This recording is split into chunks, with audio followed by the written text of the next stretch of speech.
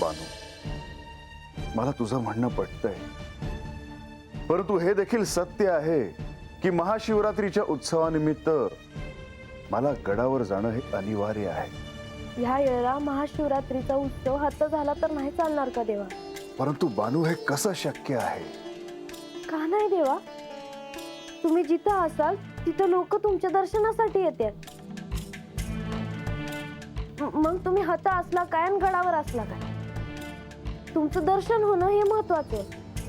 बानू, आता मी तुला कसं समजावू? गडावर केवळ माझ्याच नाही तर म्हासेच्या दर्शनासाठी देखील लोक येणार आहेत. पाहिजे तर ह्यो समजा वाडा सजीवतो आम्ही, हा? आणि तुमच्या दर्शनाला जी लोक येतील का नाही त्यासनी काय पाहिजे काय नको समजायची तयारी करतो आम्ही. तुम्ही नुसतं वय म्हणा, आम्ही लागलीच तयारी लागतोय बघा. वयजी. बानू, ए बानू, अगो बया, आजा पाणी आलं. ये की ये. वय वय, आणि ते दिसाना आलं रे. ये ये ये. देवा, शुभम भवतु.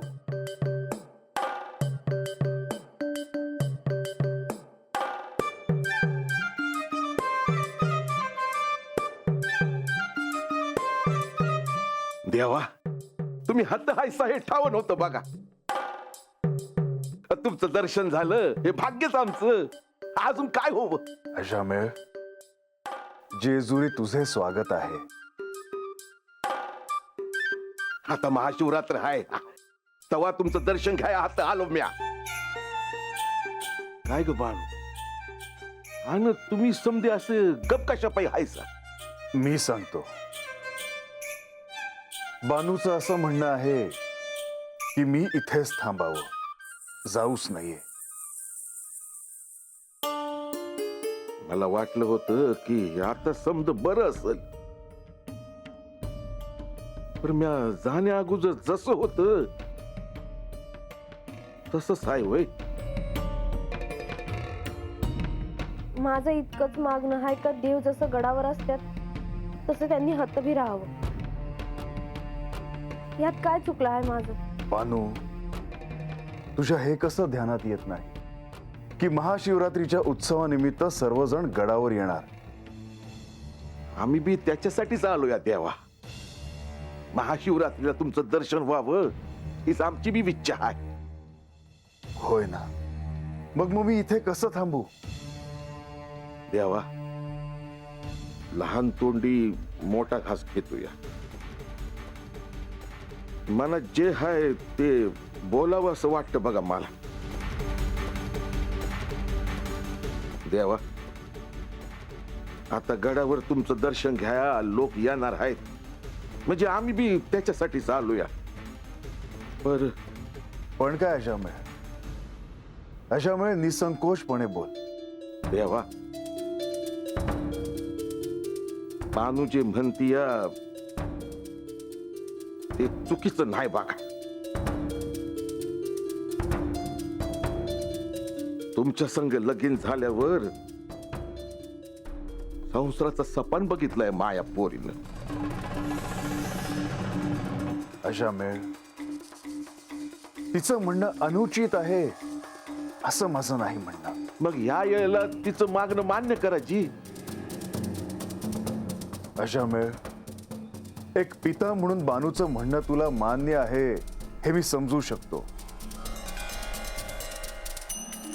परंतु ते मला मान्य नाही हे देखील एक सत्य आहे. मला गडावर जाणं हे क्रमप्राप्त आहे. पर ह्या वेळेला मी तुम्हाला नाही जाऊ द्यायची देवा. रंगा, जी माझ्यासाठी तुला एक कार्य करायचे आहे. सांगा जी. गडावर जाऊन प्रधानजींना निरोप द्यायचा आहे. प्रधानजीसनी? होय, त्यांना असा निरोप दे की मी त्यांना इथे बोलवलं आहे. जी.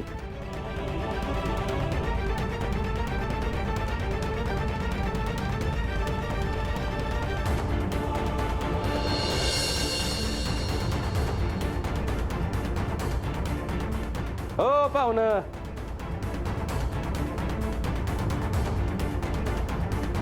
कुठं चाललायसा? ते परदानजीसनी भेटायचं होतं. अर्धांचीच अहो पर आमासनी सांगायचं गडाची काय रीती भाती आहे ती. नव खरं आहे तुमचं, पर तुम्हासनी तसं सांगता याचं नाही. महत्वाचं काम आहे. आता महत्वाचं काम म्हणजे काय चोडप्पा, काय झालं? अ, असे थांबला का आहात? मी येतो. अहो पर सांगून तरी जावा कुणाचं काम हाय काय हाय. ते देवांचा सांगावा आहे. पण देव तर बानूबाईच्या वाड्यावर आहेत ना? होय होय. मग कोणासाठी आहे संदेश? नाही म्हणजे देवांचा सांगावा आहे परदानजीसनी. येतो मी.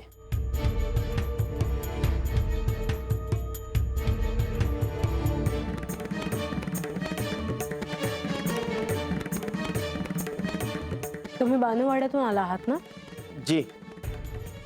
ते देवांचा संदेश घेऊन आले आहेत, प्रधानजींना सांगायला आले. काय संदेश आहे देवांचा? जी देवासनी आता लगेच गडावर येता याचं नाही. जी मी येऊ का?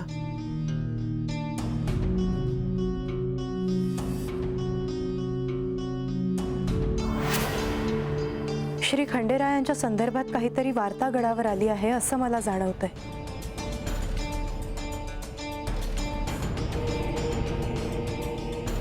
आत यावं का जी? ये.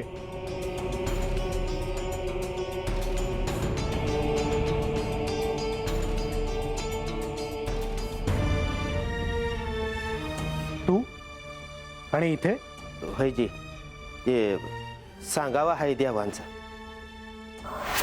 काय संदेश आहे? जी देवांनी तुम्हासनी बोलिवले. का? काय झालंय? जी आता कसं सांगू मला कळना झालंय. जे काही असेल ते सांगावं. जी बानू देवासनी गडावर येऊ देत नाही. म्हणजे तिचं असं म्हणणं आहे का देवानी अजून काही दिवस तर राहावं. काय झालं आहे बानूला? असं का वागते आहे ती? रंगा, तू ये आता. श्री खंडेरायांना माझा संदेश दे की मी येतो तात्काळ तिथे. जी येतो मी.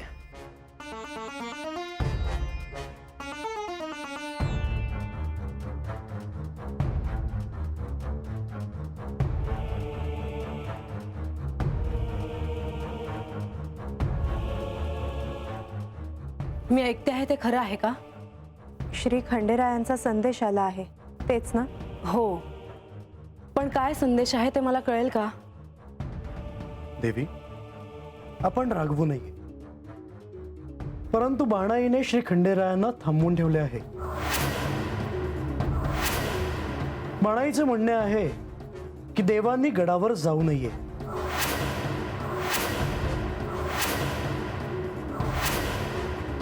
काय समजते काय ती बानू स्वतःला? यांना थांबवून ठेवण्याचे तिचे धाडस झालेच कसे?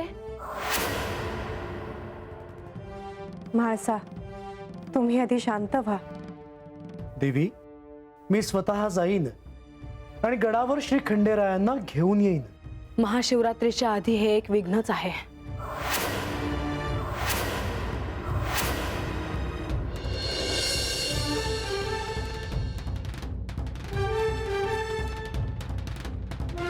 देवा, अजामेळ, लय दिसानं तुम्हाला असं जवळून बघायला मिळालं. जीवाला बरं वाटलं बघा. मला सुद्धा तुला पाहून चंदनपुरीतील ते दिवस आठवले. ते दिस कसं विसरन म्या. आणि तू खरंच इथे का राहत नाहीस? ह्या वयात तू एकटा असतोस. देवा, ह्यो तुमच्या मनाचा मोठेपणा आहे. पण लेकीकडे असं किती दिस राहायचं हो?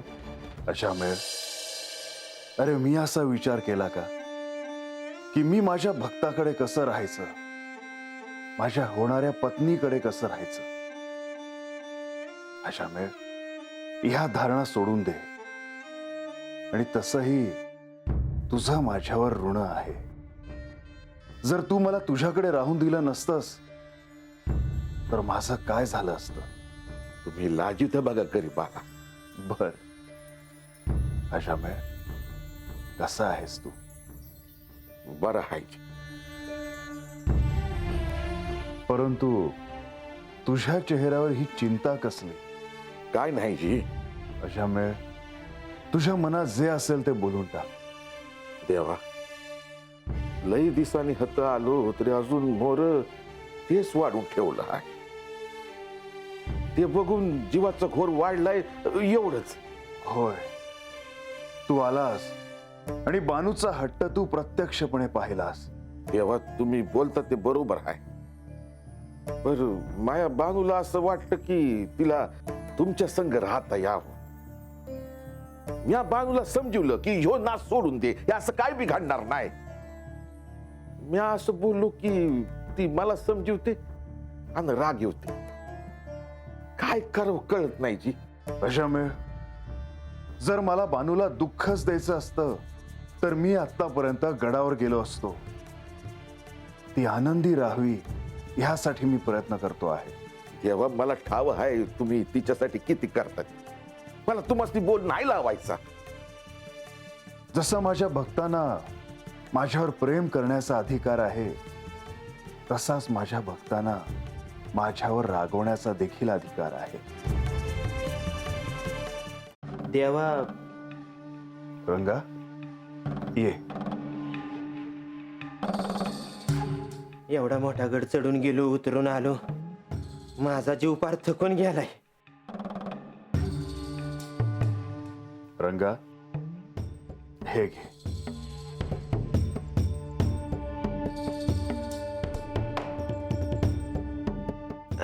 नाही नाही नाही, नका नका. मला कशाला उग, मी आपलं असंच म्हणलो.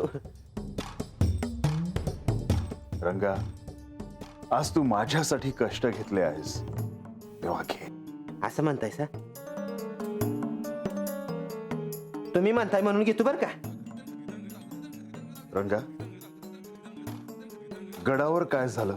हा ती मी गेलो आणि परदानजीसनी समद बैजवार सांगितलं. मग ते मला म्हणलं का तू जा, मी येतो भेटायला. आता आलेच असतील ती. बरं, आणखी कुणाच काही समजलं नाही ना? व नाही कसं? अरे मी असं चाललो होतो आणि माझ्या मोहर देवी आल्या की. तिला हे कळलंच असणार, परंतु चिंता नसावी.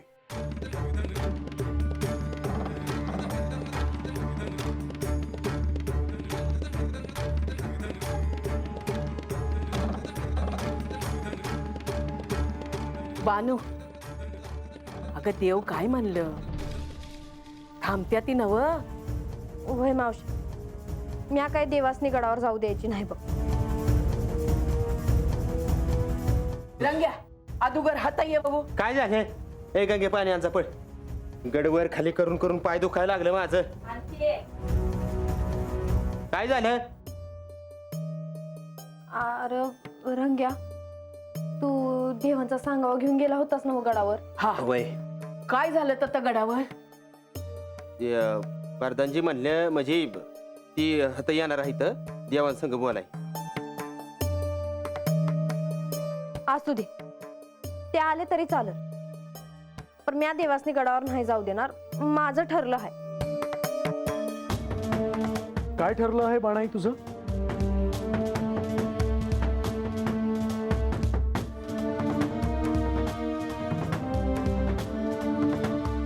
शुभम भावतो. बाणाई, देवांनी मला इथे येण्याचा निरोप पाठवला म्हणून मी आलो. श्री खंडेराय कुठे आहेत? जी ते आत आहेत. तुम्ही थांबा, मी त्यासनी सांगून येतो तुम्ही आल्याच.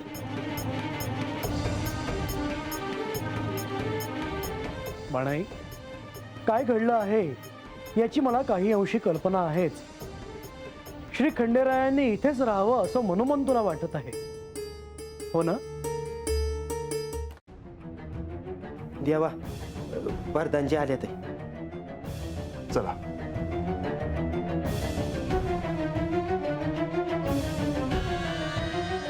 बरं झालं तुम्ही आलात.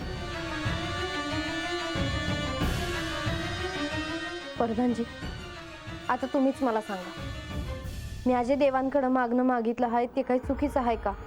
बाणाई, तूच मला सांग आता की श्री खंडेरायांनी इथे राहणं उचित आहे का ते?